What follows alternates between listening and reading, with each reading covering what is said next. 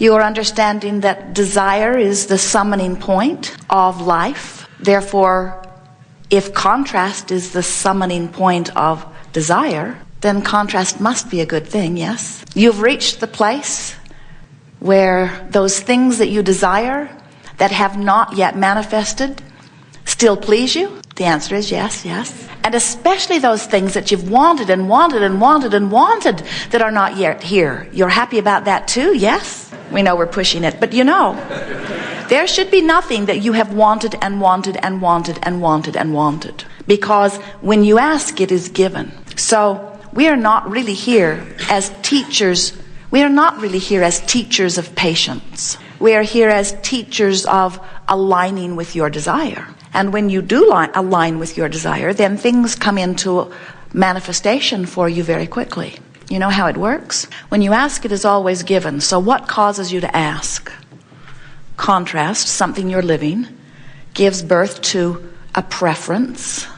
You could call it a preference. You could call it a full-blown desire. But whether you speak your words about it or not, what you're living causes you to ask. And you do not ask with your words, because there are many species among you in your flora and fauna kingdoms who do not use language the way you do, but they continue to ask. And when they ask, like you, it is always given. In fact, when you live something that causes you to ask, no matter how grand it seems on the scale of things desired, or how simple, when you ask, Source Energy, who is so aware of who you are, joins you in your request immediately.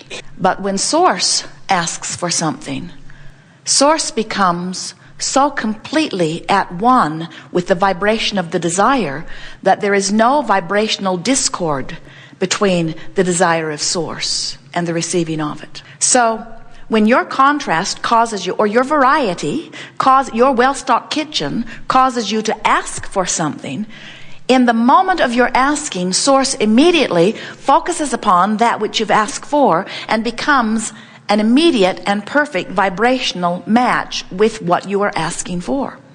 So a very important thing happened there. 1 point of vibrational relativity in a 2-point system that we're going to tell you about has been established. In other words, in the moment that you ask, Source becomes completely in agreement with what you're asking for. So then the only question is, how are you doing with your attitude, with your beliefs, with your mood, with your point of focus relative to what you're asking for? Jerry and Esther have navigational systems in their vehicles that work on the same principle as your guidance system.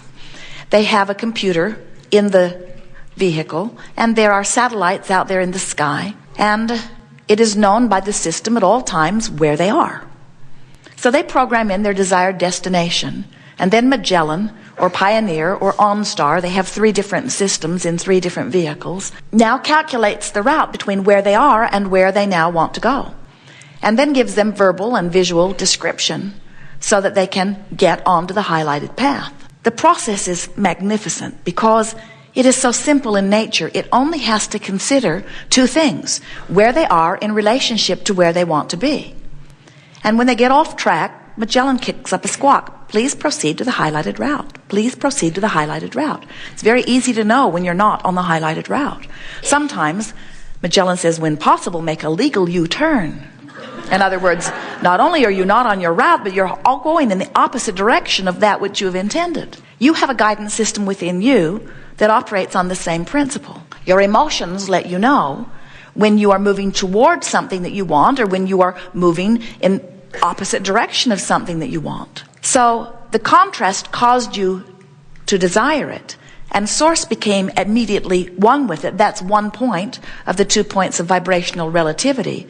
But where you are in terms of your mood, attitude, or belief is the other point.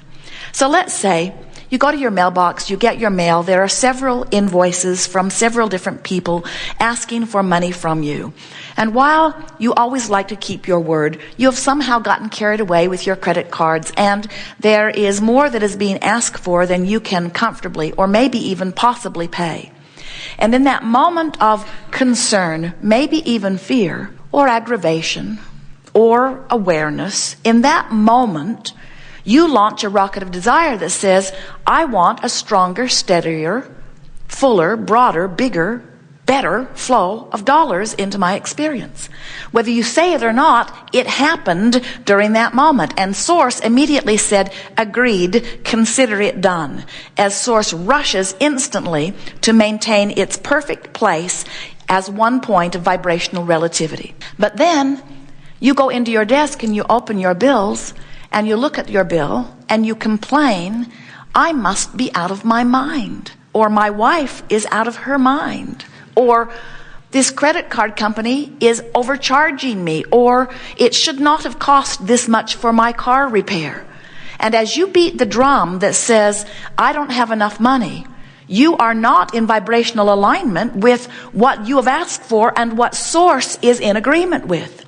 And the thing that we so much want you to hear is that if you could find a way, and we'll show you today over and over again, if you could find a way how to take the emotional journey from worrying about not having enough money to being hopeful or even expectant that more money would come, you could in 5 minutes or less join your Source and your desire, and you could begin sending one singular signal from you about money. And when you do that, because now you're only sending one clear signal, universal forces will provide immediate circumstances and events in order to accommodate the more money that you are wanting.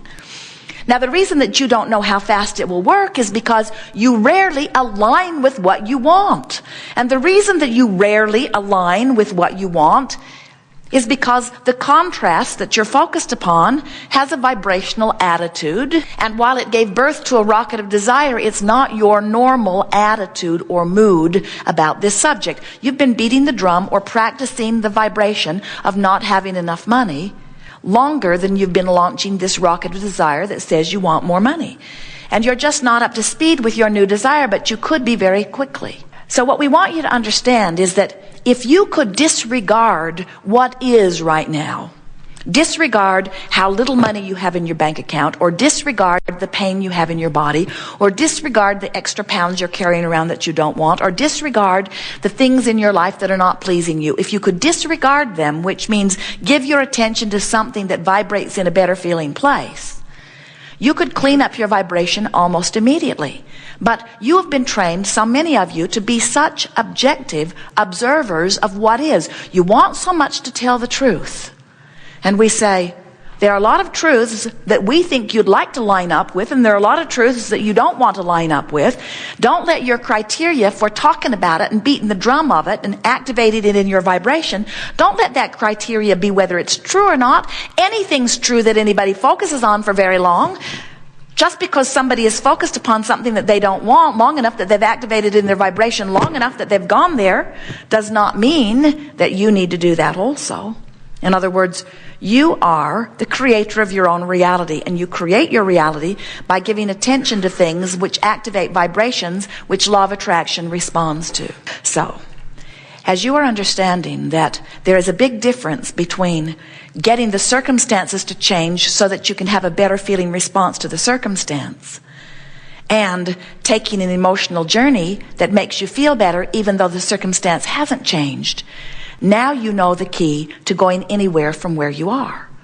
We'll play that back to you in another way. If you say, I don't have enough money, and I would feel a lot better when I have a lot more money, but the circumstances have to change to give me a lot more money so that I can feel better about having a lot more money, so then I can be a vibrational match to having a lot more money, you can't get there from there. But if you can say, I can feel better about money where I am, and I can bring myself from worry to hopeful to believing just by talking myself up the emotional scale, then you have closed the vibrational gap between where you are and where you want to be relative to money. And now the money that you're asking for, or the physical condition that you're asking for, or the relation that you're asking for must come. So what rockets of desires are launched from the contrasting experience. That's what life is, isn't it? A series of experiences. Esther and Jerry want this to be perfect sound, and it isn't for some reason, some questionable, unknown. So they're standing in a contrasting place where a rocket of desire is born. And source energy immediately goes with that rocket of desire and says, done. So Jerry and Esther cannot complain about trouble with the sound system and find a solution. They can't complain about fragile microphones that cost $2,000 and solve anything. In other words, you have to make peace with where you are. You have to say, an occasional pop in the sound system is not the end of the world. No one was very upset. It was rather infrequent. Doesn't happen all that often. If it happens, we can deal with it. We'll figure it out later. We'll make our way. We can easily replace our equipment.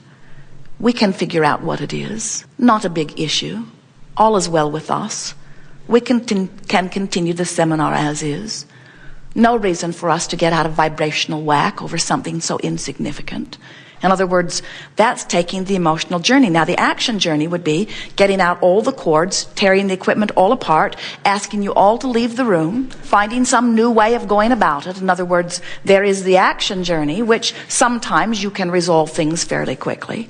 But what we're encouraging is that you always let the emotional journey be your first line of defense, the first thing that comes to your mind. Because when you take the time to take an emotional journey, now here's what we mean by this. We're visiting with a woman one day who said, Abraham, I have arthritis in my hips. It is very painful. Even when I lie down, I'm in pain. How can I imagine a good feeling body when the body I have is hurting me so often? And we said, we know it is not easy, but still it is your work. You have to find a way of separating the physical discomfort, which is the action, and the emotional response to the physical discomfort. Because if you can separate those two, she said, what do you mean? Because it felt the same to her. I hurt. That feels emotional. And we said, think about it. You could be in physical pain and be afraid of what that means and where it's going. Or you could be in physical pain and be hopeful about improvement. And the vibrational difference between fear and hope is the vibrational difference between recovery and not. Are you hearing us? So what we want you to leave this gathering understanding more fully than ever before, and there's no reason that you can't leave here really, really, really knowing this, is that the way you feel about what you're giving your attention to is all that really matters. And you have absolute control eventually about the way you feel about anything. But we put that word eventually in there very carefully because you don't have control about how you feel necessarily this red hot minute, in the sense that you can't jump from despair into bliss immediately. The vibrational frequencies are too far apart, any more than you could set your radio dial on 6:30 a.m. and hear what's being broadcast on 98.7 FM. The frequencies have to match up. So if you've been living something that has you in this place of really feeling uncomfortable, you can't jump all the way into something that feels comfortable. You have to move yourself incrementally. So you can move to something that feels a little better, and then you can move to something that feels a little better, and then you can move something that feels a little better. It's sort of like, have you ever had a radio station that you were really wanting to hear, and there was another big booming tower somewhere nearby that was sort of overshadowing your tiny little station? And so you had to set your tuner very, very precisely, but every now and again, the larger frequency would still override, sort of bleed into the system. Well, analogies are never perfect, but it is similar to that, the way the frequencies relative to law of attraction. In other words, you could be in despair, and you would not have access to a feeling of frustration from despair, but you would have access to a feeling of revenge from despair. See what we're getting at? The vibrational frequency of revenge is close enough to the vibrational frequency of despair that if you reach and try, you can hear it. And when you get hold of a thought that feels like revenge, don't listen to your family, because they liked you better when you were depressed. When you're depressed, you stay in your room and you don't bother anybody. And now you've got this revenge thing going. You're going to cause trouble, and they know it. But if we were coaching you and you were in despair, we would really, really encourage anything that would lead you from despair.